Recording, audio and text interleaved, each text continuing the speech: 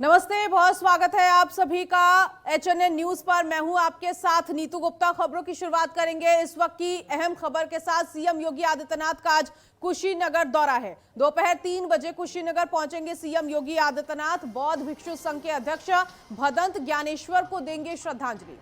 बरमी मंदिर पहुंचकर करेंगे पुष्पांजलि अर्पित और निर्माणाधीन कृषि विश्वविद्यालय का कर सकते हैं निरीक्षण। प्रशासन ने सुरक्षा के इंतजाम किए हैं, व्यवस्थाओं का पूरा बंदोबस्त किया गया है। सीएम के लौटने तक मुख्य सड़क रहेगी बंद।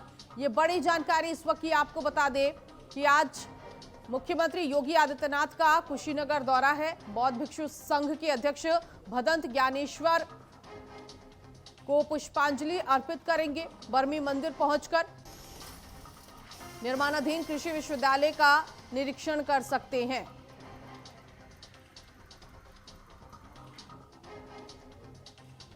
बड़ी जानकारी इस वक्त की। दोपहर 3 बजे कुशीनगर पहुंचेंगे मुख्यमंत्री योगी आदित्यनाथ। बौद्ध भिक्षु संघ के अध्यक्ष भदंत ज्ञानेश्वर को श्रद्धांजलि अर्पित करेंगे। बरमी मंदिर पहुंचकर पुष्पांजलि अर्पित करने का यह कार्यक्रम है।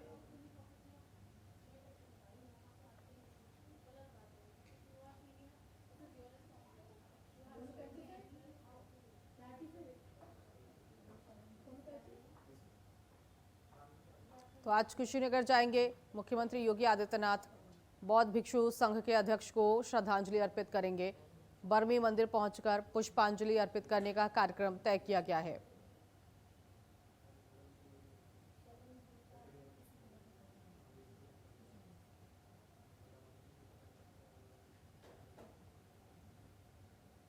तो आज कुशीनगर जाएंगे सीएम योगी आदित्यनाथ। बौद्ध भिक्षु संघ के अध्यक्ष को श्रद्धांजलि अर्पित करेंगे।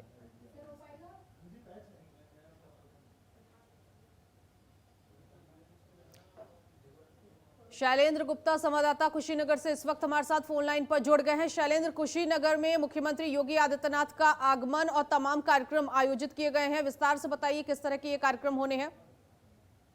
बिल्कुल बता देना चाहेंगे कि आज मुख्यमंत्री जी का जो है 3 बजे कार्यक्रम है कुशीनगर में, और यहाँ पे आएंगे जो भिक्षु संघ के अध्यक्ष थे भदंत एबी ज्ञानेश्वर जी, उनकी श्रद्धांजलि सभा में आएंगे और उनको श्रद्धांजलि अर्पित करेंगे। उसके बाद जो है फिर वहां से जो है गोरखपुर के लिए रवाना हो जाएंगे। ये बौद्ध भिक्षु जो संघ के अध्यक्ष थे ज्ञानेश्वर जी, उनका भगवान बुद्ध की नगरी में और महापरिनिर्वाण स्थली पे उनका एक अलग महत्व रहता था, जिनकी मृत्यु जो है हो गई, और उस पे इनको दुख जाहिर करते हुए पुष्पांजलि अर्पित करने के लिए आएंगे। उसके साथ ही कृषि विश्वविद्यालय का जो निर्माण चल रहा है, जो काम चल रहा है, उसका भी निरीक्षण करेंगे और करने के बाद पुनः गोरखपुर के रवाना हो जाएंगे। जी, ऐसे में सुरक्षा की क्या तैयारियां की गई हैं? अगर सुरक्षा की हम बात कर ले तो देखा जाए तो मुख्यमंत्री के कार्यक्रम को लेकर प्रशासन मुस्तैद है, और जो भी मेन रोड है उनको जो है बंद कर दिया गया है कि इनके आने जाने में किसी प्रकार की कोई दिक्कत न हो। सुरक्षा व्यवस्था को लेकर प्रशासन पूर्ण रूप से मुस्तैद है। जगह जगह जो है पुलिस फोर्स लगाई गई है और हर एक जगह व्यवस्था जो है ठीक कर ली गई है। जी ठीक है, बहुत शुक्रिया इस जानकारी के लिए।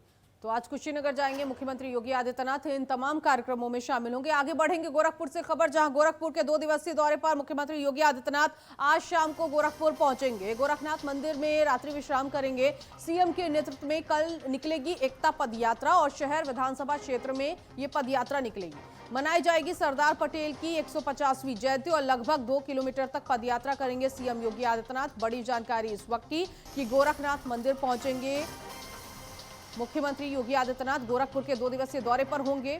आज शाम को गोरखनाथ मंदिर पहुंचेंगे, ये अहम खबर इस वक्त की मिल रही है।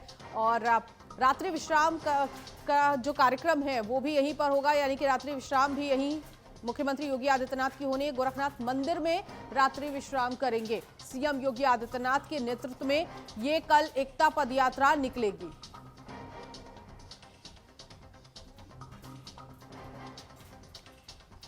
तो सरदार वल्लभ भाई पटेल की 150वीं जयंती मनाई जा रही है और ऐसे में इस मौके पर 2 किलोमीटर की पदयात्रा जो है सीएम योगी आदित्यनाथ की होगी। एकता यात्रा के तौर पर इसे किया जाना है और सभी को साथ ले जाने की ये यात्रा जो है इसी मकसद से इसकी शुरुआत गोरखपुर में होने जा रही है। और जौनपुर साइबर क्राइम थाना ने बड़ी सफलता हासिल करते हुए साल 2025 में साइबर फ्रॉड मामले में होल्ड कराए गए 2,77,00,000 रुपए समेत सैकड़ों मोबाइल लोगों को वापस लौटा दिया है। अपर पुलिस अधीक्षक नगर ने पुलिस टीम की सराहना करते हुए कहा कि जौनपुर पुलिस की तकनीकी क्षमता और जन सेवा के प्रति समर्पण को दर्शाती है।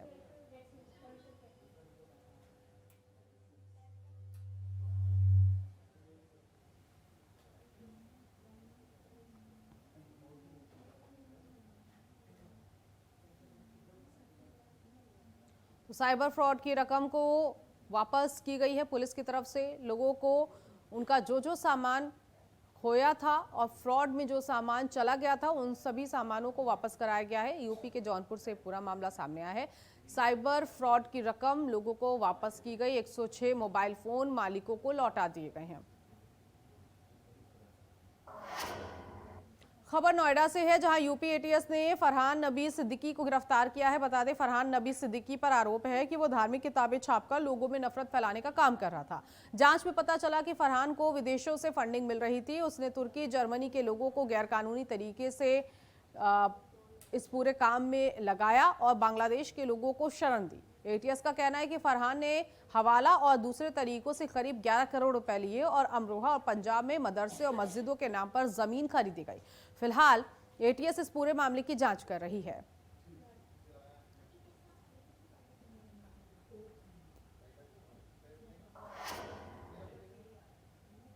लखनऊ से खबर, जहां अवैध कोडेन कफ सिरप सप्लाई का मामला सामने आया है। बड़ी जानकारी इस वक्त की। कोडेन कफ सिरप कंपनियों में छापा पड़ा है। नकली बिलिंग के जरिए सिरप की हो रही थी बिक्री।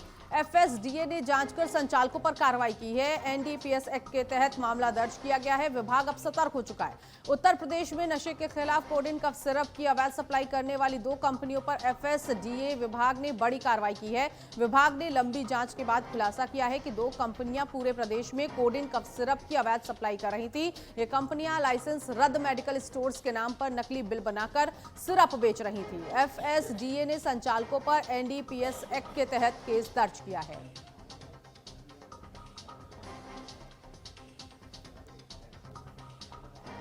तो नकली बिलिंग के जरिए सिरप की बिक्री हो रही थी।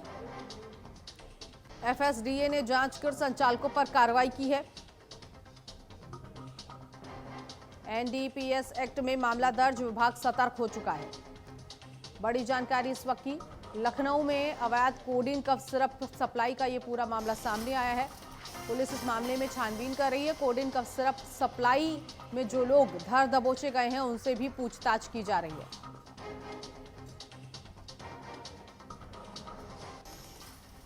उत्तर प्रदेश के मुजफ्फरनगर से एक चौंकाने वाला मामला सामने आया, जहां पुलिस ने एक स्कूटी का 20,74,000 रुपए का चालान काटा है। ये खबर सोशल मीडिया पर तेजी से वायरल हो रही है। वायरल वीडियो के बाद पुलिस विभाग में हड़कंप मच गया। इसके बाद अधिकारियों ने तुरंत कार्रवाई करते हुए चालान राशि को घटाकर मात्र 4,000 रुपए कर दिया है। इस घटना ने ट्रैफिक सिस्टम की लापरवाही पर भी सवाल खड़े किए हैं। मुजफ्फरनगर के नई मंडी थाना क्षेत्र के सब इंस्पेक्टर द्वारा वाहन चेकिंग की जा रही थी। उसी समय एक बाइक जिसके पास कागज नहीं थे, डीएल नहीं था, उसको चेक किया गया तो उसमें 207 MB एक्ट की धारा लगनी थी। सब इंस्पेक्टर द्वारा सहवनवश भूलवश 207 के बाद MB एक्ट लिखना भूल गए। वो इस कारण से वो जो मिनिमम जुर्माना उसमें भरा जाता है वो राशि और 207 संख्या जुड़ गई। इस कारण वो ऐसा दिख रहा है, जिसे सही करा दिया गया है। एटा में नगर पालिका परिषद के पूर्व सभासद हामिद अली उर्फ पप्पू की गोली मारकर हत्या कर दी गई। उसका शव रेलवे ट्रैक पर मिला, जिसकी सूचना स्थानीय लोगों ने पुलिस को दी। सूचना मिलते ही रेलवे पुलिस मौके पर पहुंची और शव को कब्जे में लेकर पोस्टमार्टम के लिए भेज दिया है। वरिष्ठ पुलिस अधीक्षक, पुलिस बल और डॉग स्क्वाड ने घटनास्थल का निरीक्षण किया। गोली मारने के बाद अज्ञात हमलावर मौके से फरार हो गए। पुलिस मामले की जांच कर रही है।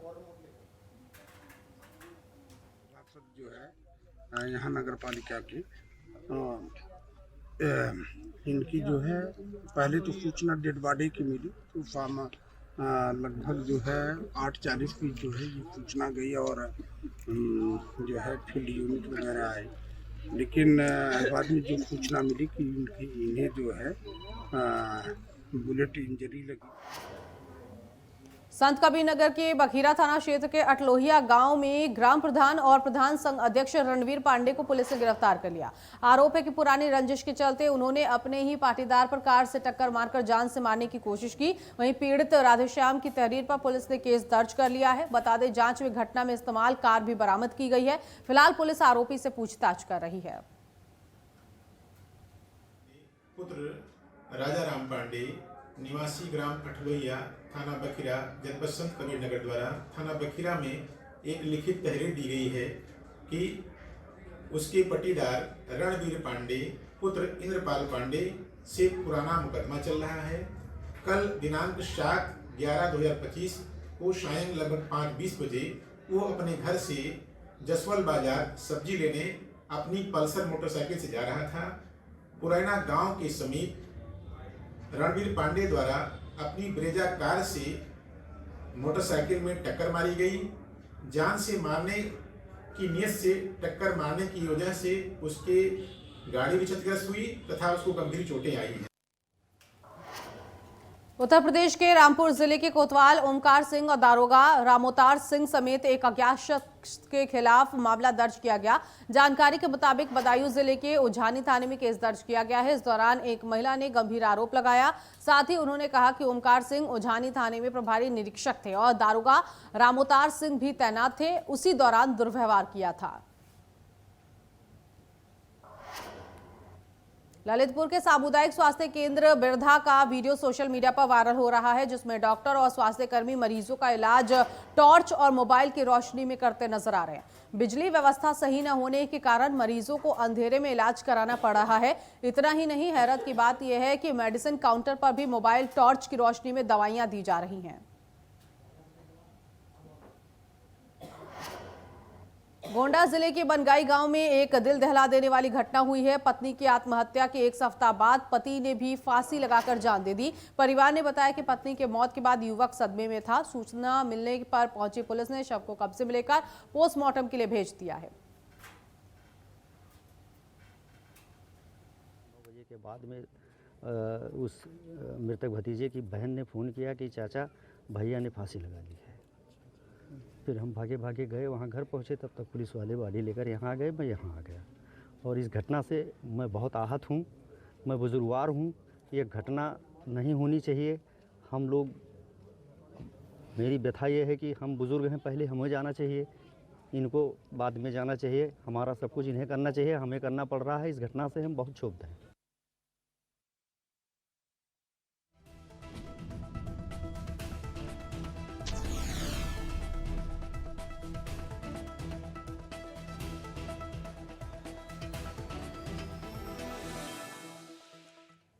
ब्रेक के बाद आगे बढ़ेंगे। कानपुर देहात के अरूरा थाना इलाके में चलती आटा चक्की में अचानक ब्लास्ट हो गया। हादसे में चक्की का पत्थर टूटकर नाबालिग को जा लगा, जिससे उसकी मौके पर ही मौत हो गई। सूचना मिलने पर पुलिस मौके पर पहुंची, जांच शुरू कर दी गई है।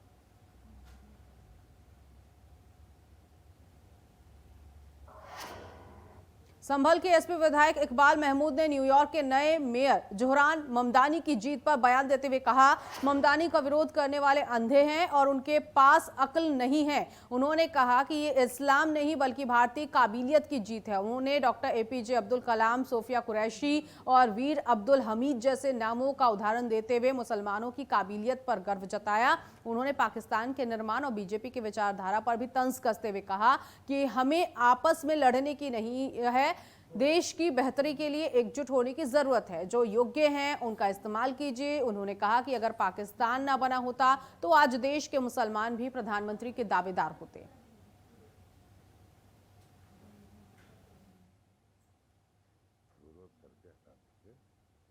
मगर हम ये कह रहे हैं कि हिंदुस्तान में हमारे देश का रहने वाला है, जब देश का सम्मान नहीं बढ़ा इससे, हिंदुस्तान का रहने वाला था और वहाँ पे मेयर बन गया वो। इतनी यहाँ सिर्फ 1% भी आबादी नहीं मुसलमानों की। अमेरिका में जिस जगह का मेयर वो बना है वहाँ पर 1% भी आबादी नहीं है, 1% से भी कम है। और वहाँ का मेयर वो बना, वहाँ के जो राष्ट्रपति हैं ट्रम्प साहब, उनकी इच्छा के विरुद्ध वो बना। उसमें कुछ ना कुछ तो होगा ना। हिंदुस्तान वाले असल में ये 2017 के बाद में हमारी जो काबिलियत है उसको वो मथुरा ओल्ड जीटी रोड स्थित डाक बंगले पर 16 नवंबर को कोसी कला में होने वाली जयंत चौधरी की रैली को सफल बनाने के लिए कार्यकर्ता सम्मेलन आयोजित किया गया। कार्यक्रम की अध्यक्षता जिला अध्यक्ष राजपाल सिंह ने की और संचालन पूर्व चेयरमैन जगपाल सिंह ने किया है। इस मौके पर पूर्व मंत्री ठाकुर तेजपाल सिंह मुख्य अतिथि के रूप में मौजूद रहे। कहा कि जनता बदलाव चाहती है, अब करवट बदलने का समय आ गया है।